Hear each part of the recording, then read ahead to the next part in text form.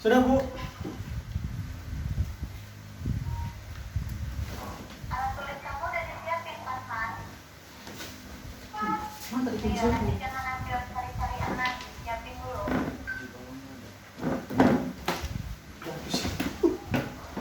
Oh ini. Oh sudah Bu. Ya sudah. Kamu di mana ini lokasinya, Mas? Lokasi saya Bu. Lagi di rumah Bu, di kos. Makan ya, Iya, baru Bu. pikirannya ya. Iya Bu. Oke, kita mulai ya Bapak Ibu. Ibu. Ya, Assalamualaikum warahmatullahi wabarakatuh. Selamat siang, salam sejahtera bagi kita semua. Yang saya hormati,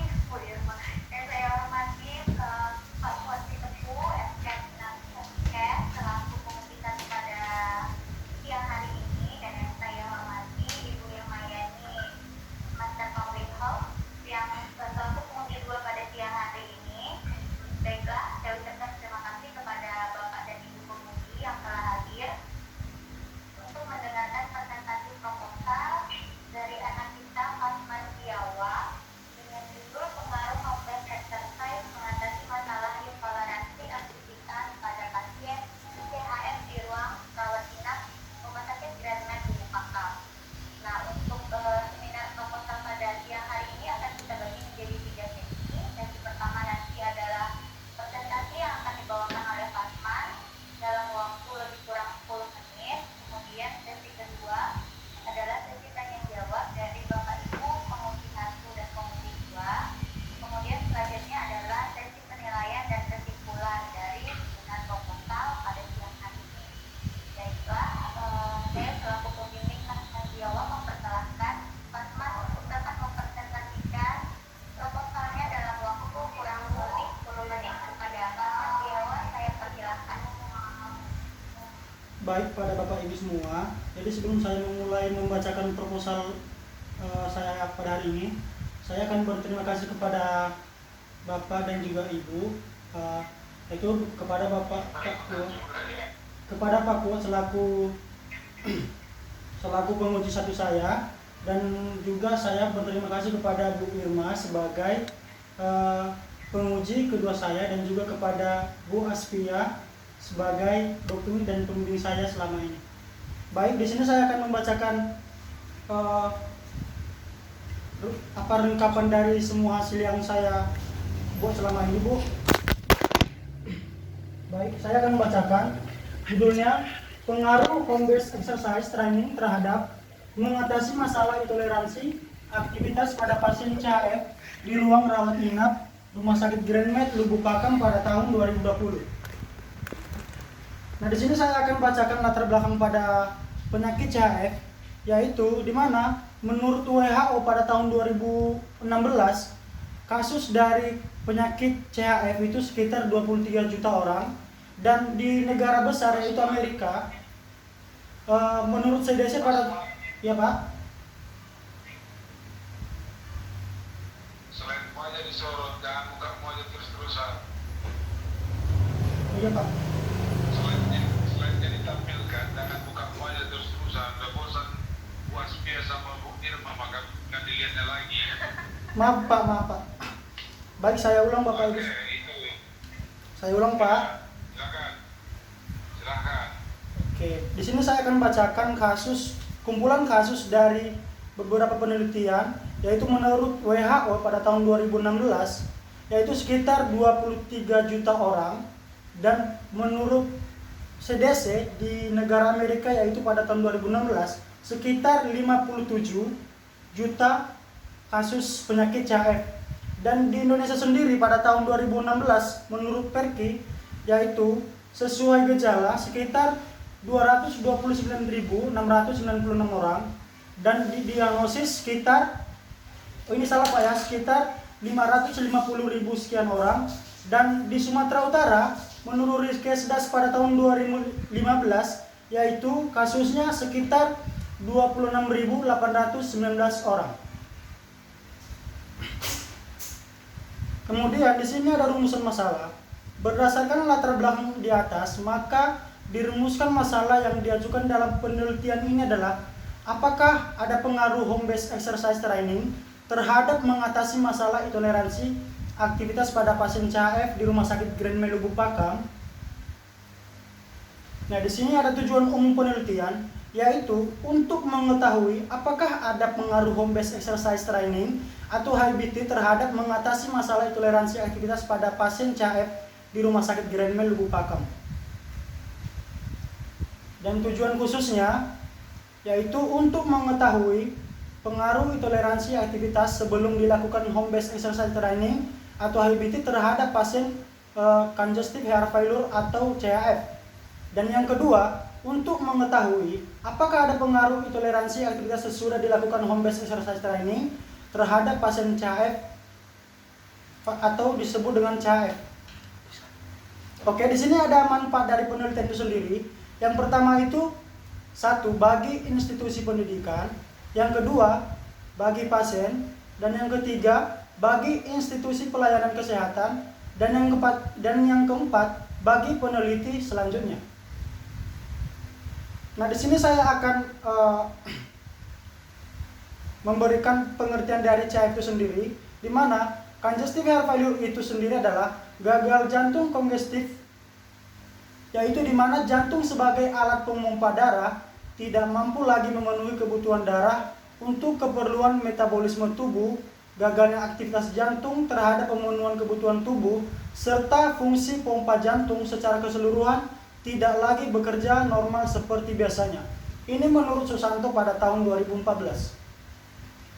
Nah, di sini ada etiologi dari congestive heart failure, yaitu terbagi dua, di mana yang pertama, penyakit miokard itu sendiri. Nah, di penyakit miokard ini ada bagian-bagiannya lagi, di mana satu, penyakit jantung koroner, yang kedua kardiomiopati, yang ketiga miokarditis dan penyakit jantung reumatik, dan yang keempat iatrogenik akibat obat-obat seperti adriamycin dan disopiramid atau akibat radiasi. Dan yang kedua itu yaitu gangguan mekanik pada miokard. Yang pertama, satu, kelebihan dengan beban tekanan atau pressure overload. Sebagai contoh, misalnya hipertensi, stenosis aorta, dan koartasio aorta. Yang kedua, kelebihan beban volume atau volume overload. Sebagai contoh yaitu insufisiensi aorta atau mitral, penyakit jantung bawaan atau left to right stone, atau yang bisa disebut dengan transfusi yang berlebihan.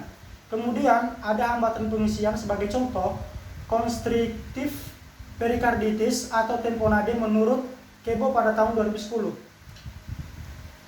Kemudian manifestasi klinis gagal jantung, dan ini terbagi dua lagi, yaitu CHF kiri dan CHF kanan. Nah, pada CHF kiri itu sendiri yaitu gagal jantung ventrikel kiri yang menyebabkan kongesti paru atau gangguan mekanisme kontrol pernapasan.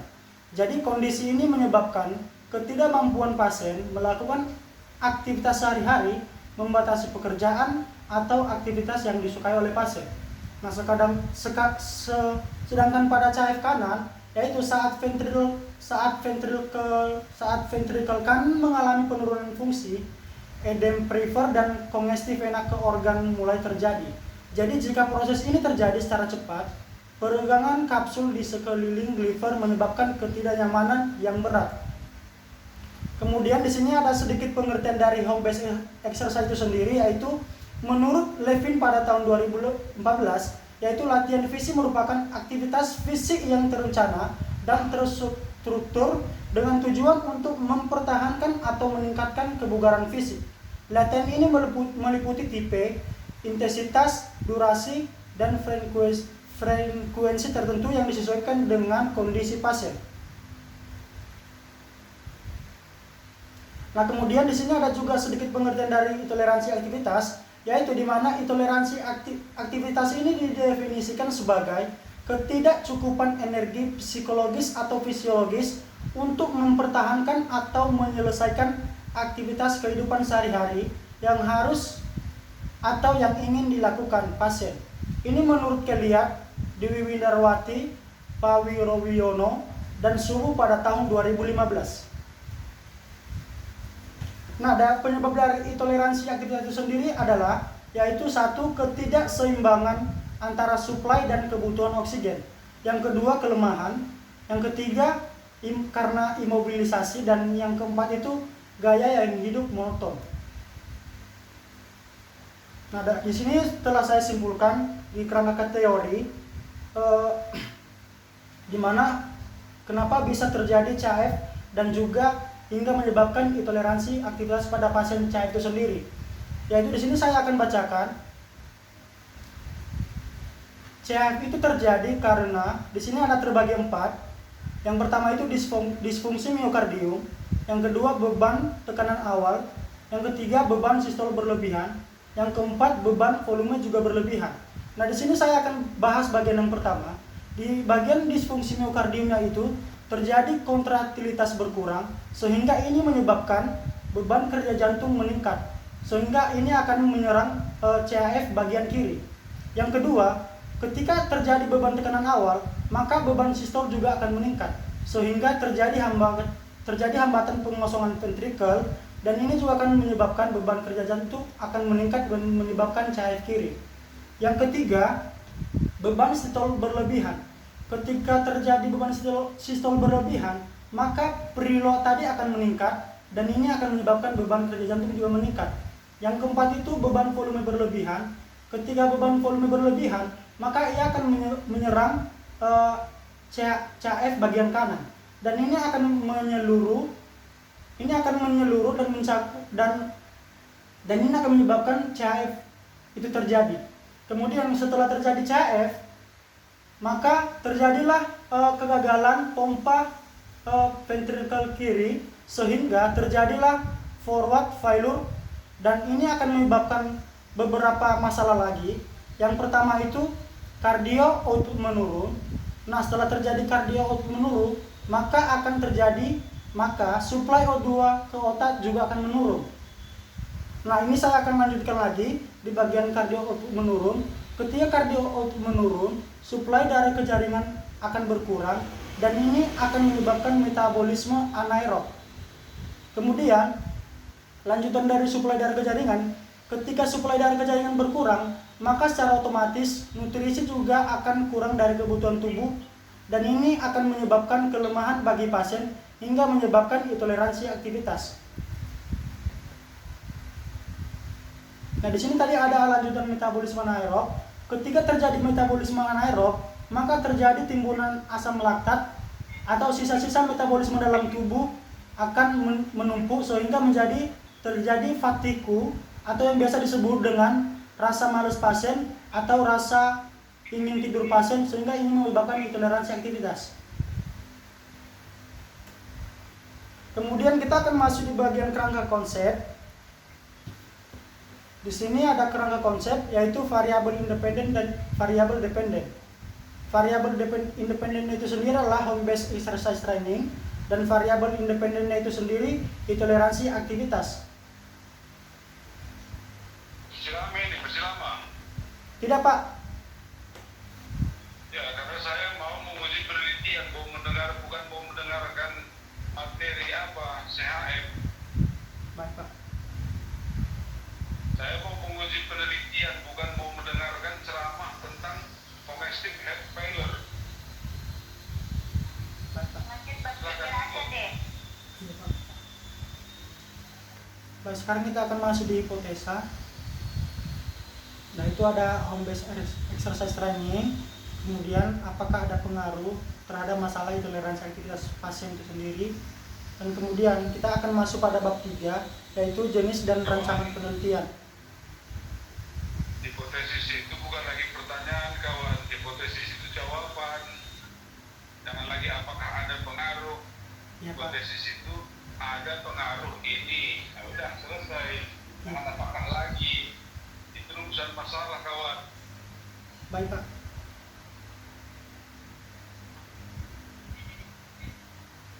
Boleh saya lanjut, Pak? Tuh, pakai waktu yang efisien mungkin lah. Baik, Pak.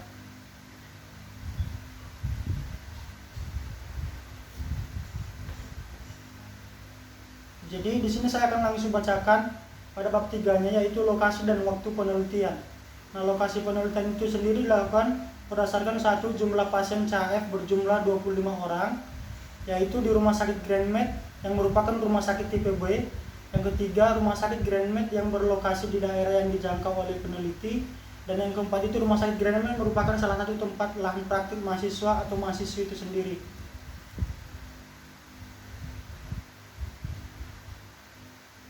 Nah, di sini juga saya telah menyimpulkan atau merumuskan dari sampel saya itu, di mana sampel itu sendiri adalah sebagian dari keseluruhan objek yang diteliti dan dianggap mewakili seluruh populasi menurut Noto Jokmo pada tahun 2012.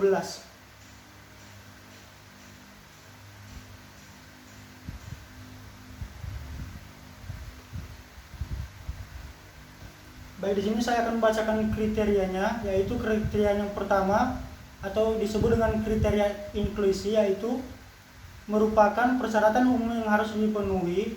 Dan yang pertama itu yaitu bersedia menjadi responden penelitian dan mendatangani lembar persetujuan menjadi responden.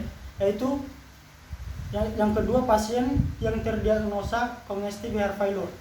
Dan kriteria eksklusinya yaitu pasien dengan komplikasi penyakit jantung, pasien yang awalnya bersedia menjadi responden karena ada sesuatu hal yang akhirnya pasien mengundurkan diri. Nah, di sini ada variabel definisi operasionalnya, di mana pada definisi operasionalnya saya menggunakan alat ukur observasi dan skalanya saya gunakan interval dan kategorinya menggunakan durasi atau min. Kemudian pada bagian variabel dependennya saya menggunakan alat ukur kuesioner dan observasi dan menggunakan skala interval dan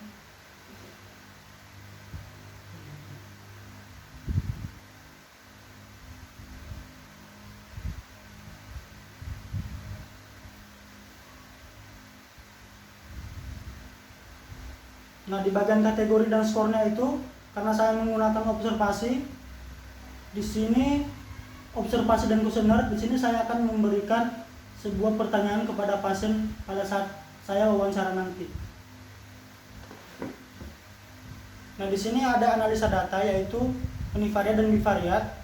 Yaitu univariat, tujuan dari analisa univariat adalah untuk menjelaskan atau mendeskripsikan karakteristik masing-masing variabel yang diteliti secara sederhana yang disajikan dalam bentuk tabel distribusi frekuensi. Sedangkan bivariat itu, analisis bivariat adalah untuk melihat hubungan atau perbedaan data distribusi atau data proporsi antara variabel independen dan variabel dependen. Penelitian ini dilakukan dengan menggunakan uji variat test dengan one group test post test dengan teknik sampling per post sampling dengan tingkat kepercayaan 95% atau dalam kurung lebih 0,5. Jika P value dengan 0,5 maka hipotesa akan diterima. Baik, terima kasih Bapak Ibu. Saya telah membacakan dari kesimpulan dari proposal pada hari ini. Selanjutnya saya kembalikan kepada Ibu doping saya selaku dokter. Ya, baik. Selanjutnya kita lanjutkan pertanyaan kepada Bapak Kuasi Teguh Esok. Ya, persilakan Pak.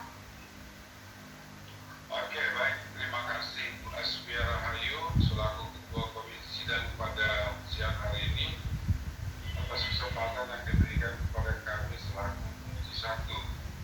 Nah, jadi kepada Saudara Pasmat, terima kasih atas sidangnya pada hari ini dan paparannya tadi.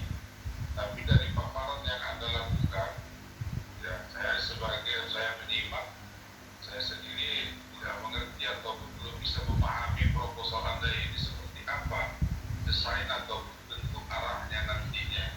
Hanya judulnya saja yang saya baca, saya coba tafsirkan.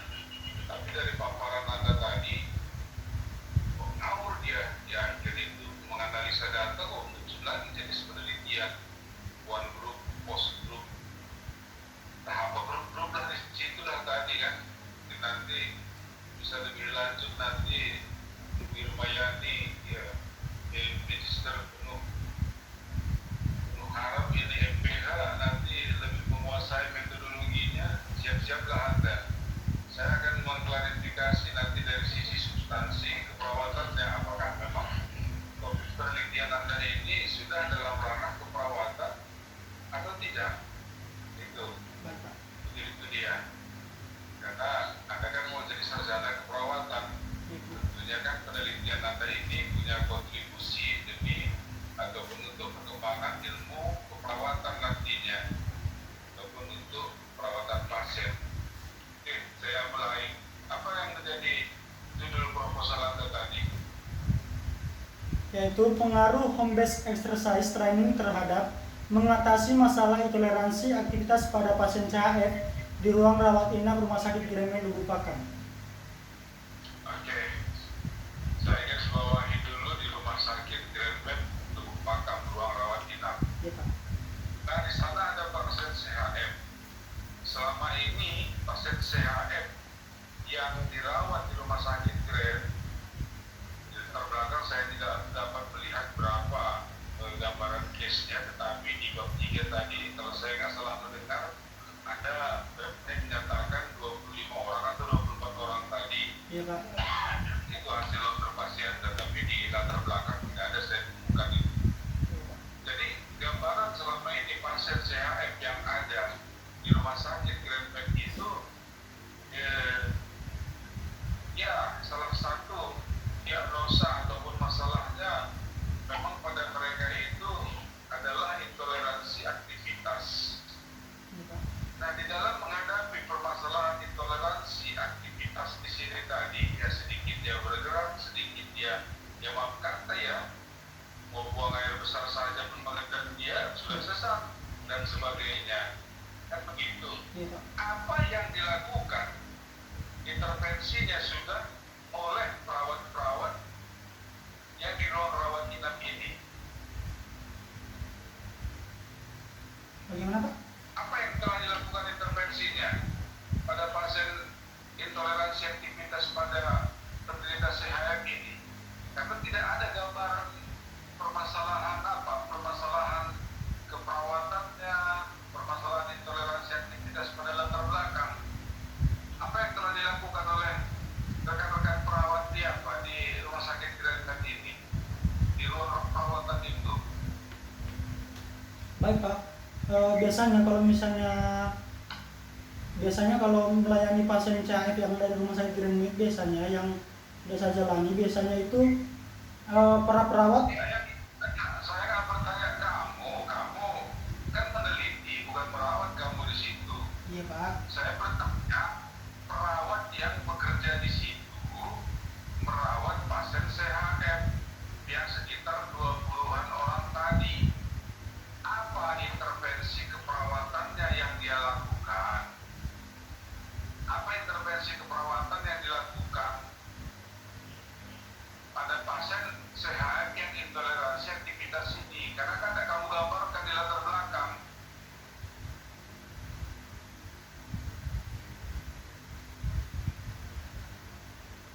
Apa yang dilakukan mereka?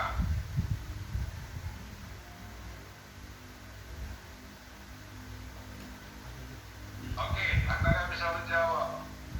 Kemudian saya lanjutkan. Apa yang melatar belakangi, apa yang mendasari ide kamu ini kok bisa home based exercise therapy tadi ya? Iya, Pak. Training, Pak. Iya, Iya, Pak. home based. Home based exercise training, Pak. Apa? Home based exercise training, Pak. Home based exercise training. Gitu ya. Apa yang mendasari kok bisa-bisanya kamu tuh memunculkan ide itu dilakukan di Rumah Sakit Gremet itu? Nah, ini yang membuat ide saya untuk mengangkat permasalahan ini, Pak. Kebetulan terapi ini jarang dilakukan di Indonesia, Dan saya ingin mencoba mencari pengaruh apakah memang ada. Oke, stop. Ya. Jarang dilakukan di Indonesia. Kan di luar negeri. Kenapa Bu? Berarti itu di luar negeri begitu kan? Di luar Indonesia. Apakah karakter orang Indonesia sama dengan karakter orang luar negeri? Baik Pak, saya akan menjelaskan ini Pak. Soalnya penelitian ini sudah pernah dilakukan di Indonesia Pak. Cuman penelitian ini jarang dilakukan karena memang fasilitasnya yang di Indonesia itu kurang mencukupi Pak. Jadi di Grand. Kalau di Grand kayaknya agak bisa.